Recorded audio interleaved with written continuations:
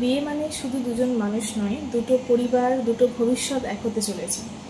আমরা বিয়ের জন্য সাজগোজ, খাবার, গয়না এসবের প্রস্তুতি নিই। তো সব থেকে জরুরি কাজটা কি আমরা করি, যেটি হলো একটি সাধারণ ব্লাড টেস্ট, যেটি রক্ষা করতে পারে দুটো ভবিষ্যৎকে। চলুন জেনে নিই বিয়ের আগে কোন কোন টেস্ট করানো খুবই জরুরি। প্রথমত সিবিসি বা কমপ্লিট ব্লাড কাউন্ট। এই টেস্টের মাধ্যমে রক্ত শূন্যতা, কোনো ইনফেকশন বা অস্বাভাবিকতা আছে কিনা তা জানা যায়। এটি দুপক্ষেরই করা উচিত। দ্বিতীয় টেস্ট হচ্ছে ব্লাড গ্রুপিং এবং Rh factor test. Blood group জানা খুবই জরুরি।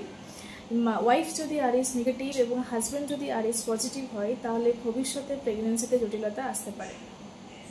3 নম্বর এইচআইভি টেস্ট। যদি সময়ের মধ্যে করা হয় তাহলে প্রতিরোধ করা সম্ভব।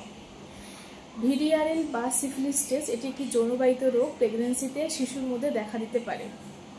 Thalassaemia screening. হাজব্যান্ড এবং ওয়াইফ যদি থ্যালাসেমিয়া কেরিয়ার হয়, তাদের সন্তান থ্যালাসেমিয়া মেজর হওয়ার সম্ভাবনা থাকে। সেই শিশুকে সারা জীবন রক্ত নিতে হয়। হেপাটাইটিস বি এবং হেপাটাইটিস সি, এটি রক্ত এবং যৌন সম্পর্কের মাধ্যমে ছড়ায়। এর ভ্যাকসিন আছে, তাই প্রতিরোধ করা সম্ভব হয়।